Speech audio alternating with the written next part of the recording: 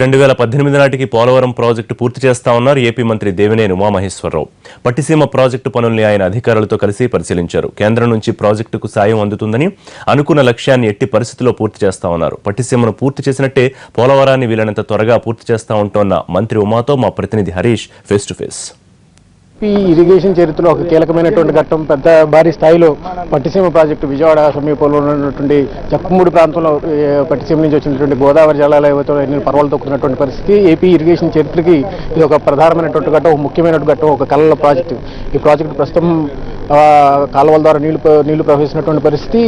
దీని ద్వారా అటు పోలవరం 2018 టార్గెట్కి ఇరిగేషన్ శాఖ ముందుగడుగులు వేసినటువంటి పరిస్థితి. మనతో మాట్లాడేందుకు మంత్రి దేవినేని ఉమా ఉన్నారు. ఏదైతే చంద్రబాబు నాయుడు గారి సంకల్పం పోలవరం ప్రాజెక్టు 2018కి పూర్తవుతుంది. ఈలోపు మనం నీళ్లు తీసుకురావాలనే ఆయన సంకల్పం పట్టిసీమ ప్రాజెక్టు. దానికి అడ్డంకులు కలిపి ఈ నీళ్లు వస్తే మాకు పుట్టగతులు ఉండవు, మాకు రాజకీయంగా బతుకులు ఉండవని కాంగ్రెస్ పార్టీ, వైఎస్ఆర్ కాంగ్రెస్ పార్టీ ఒక సద్బ్రాహ్మణుడు ఒక మేకపిల్లని తీసుకెళ్తుంటే అది కుక్క అని ఆ మేకపిల్లని కోసుకొని ఎలా తిన్నారో మా మీద అవినీతి ఆరోపణలు చేసి 1000 కోట్లు దోచుకున్న కాంగ్రెస్, వైఎస్ఆర్ కాంగ్రెస్ దొంగలు ఎన్ని తిట్టాలో ఎన్ని అనాలో మమ్మల్ని మా సంకల్పాన్ని దెబ్బతీయటానికి అసెంబ్లీని వాడుకున్నారు. జగన్మోహన్ రెడ్డి ప్రతిపక్ష నాయకుడైతే పట్టిసీమకు నేను వ్యతిరేకం, పట్టిసీమ అవసరం లేదు, పట్టిసీమ దండగా, పట్టిసీమ రాదు, పట్టిసీమ అవదని కారు కూతలు కూర్చాడు. ఇష్టారాజ్యంగా నోటుకొచ్చింది మాట్లాడాడు. ఇవాళ నేను జగన్మోహన్ రెడ్డిని అడుగుతున్నా, రా నువ్వు ప్రతిపక్ష నాయకుడు అయితే ఈ రాష్ట్రానికి వచ్చి ఆ నీళ్లు చల్లుకొని చంపలేసుకొని తప్పు చేశాను, తప్పు మాట్లాడాను, చంద్రబాబు నాయుడు ఈజ్ లీడర్ అని నువ్వు మాట్లాడాల్సిన పరిస్థితి ఉంది. పట్టిసీమ పూర్తయింది, వాటర్ కూడా కనిపిస్తుంది, 100 క్యూసెక్ నీళ్ళు వెళ్తుంది. పోలవరం అంత ఈజీ అయ్యేటువంటి పరిస్థితి ఉందా? 100 కోట్ల నిధులకు సంబంధించి ఇప్పటికీ ఆర్థిక లోటు ఉన్నటువంటి నేపథ్యంలో ఎలా వెళ్ళముందు అవుతుంది? పర్యావరణ అనుమతులకి కూడా అడ్డంకులు చాలా ఉన్నటువంటి పరిస్థితి. రాష్ట్ర ప్రజలకున్న ఆ ప్రశ్నకు సమాధానం 1,40,00,000 క్యూబిక్ మీటర్ల మట్టిని 40 రోజుల్లో తరలించారు చంద్రబాబు గారు. 11 కోట్ల క్యూబిక్ మీటర్ల మట్టిని తరలించలేమా?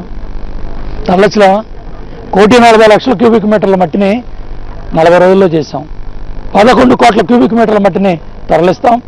ఏదైతే రాక్ఫిల్ డ్యామ్ కానీ, స్పిల్వే కానీ, డయాఫ్రమ్ వాల్ కానీ, దానికి సంబంధించిన మిషనరీ కానీ, దానికి సంబంధించిన ఏజెన్సీలు కానీ, ఎల్ఎన్టీ లాంటి పెద్ద సంస్థలు కూడా ముందుకొచ్చాయి. అందరినీ కూడా కూడగట్టుకుంటున్నాం, అందరినీ కూడా ప్రతి విషయం క్యాబినెట్కి తీసుకెళ్తున్నాం.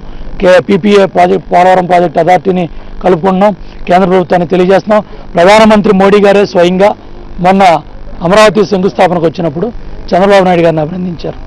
ఒక పవిత్ర సంగమం, గోదావరి కృష్ణా పవిత్ర సంగమాన్ని ఒక ముఖ్యమంత్రి సాధ్యం చేసినప్పుడు ఈ దేశంలో ఏదైనా చేయగలనే నమ్మకం, విశ్వాసం చంద్రబాబు గారిని చూసిన తర్వాత నాకు వచ్చిందని కూడా ఆ రోజు ఆయన హెలికాప్టర్లో చూసినప్పుడు ఆయన మాట్లాడిన మాటలు.